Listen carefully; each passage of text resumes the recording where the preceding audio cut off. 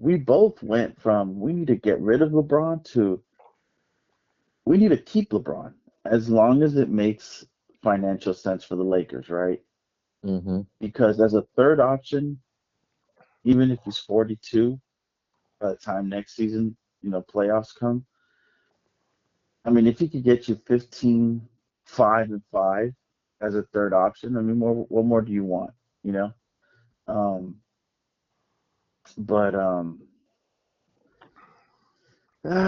yeah, man, it's crazy, right? We went from 2 weeks ago, we were upbeat, we had just, won I don't know how many straight, and then we had the 9. down nine, and then we had the downer against Detroit, and then to uh yeah, season's over before the playoff season started.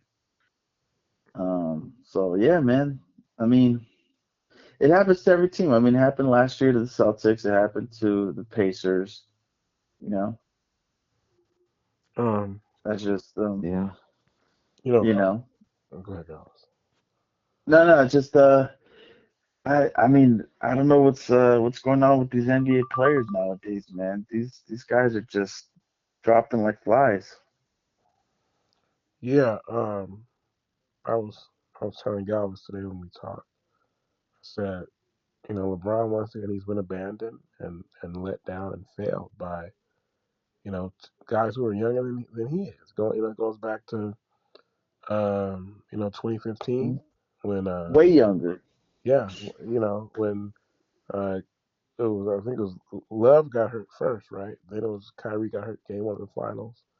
Um, 2018 there wasn't so much injuries, just like the team just sucked. Of course, he was the GM, right? He wouldn't say that, but he carried Hmm. that Cleveland team to the finals, by himself in 2018. And then in 2021, when AD got hurt in the first round, so all these years, LeBron James, he's been in the playoffs, I think, 20 times in 23 years, and he's never missed a playoff game. He's made the playoffs. He's made the playoffs 20 out of 23 years. But it's a model of consistency. Then you have these guys who are 15 years younger than he is, and they can't make it to the finish line, and the season's just gonna end now because these guys 27 years old, and they can't Yeah. be ready for game one of the NBA playoffs, you know. Um, and I don't know. See, with AD, I feel like the first, I guess the first, but I remember when AD hurt his groin in 2021. That was the first time that since he was when he was with us that he had gotten hurt. And of course, it would be the first of many times. And I was like, come on, AD, a growing, So it's like they're giving Luca and Austin a lot of, maybe AD because he had the reputation already coming to the Lakers of being injury prone. It was different.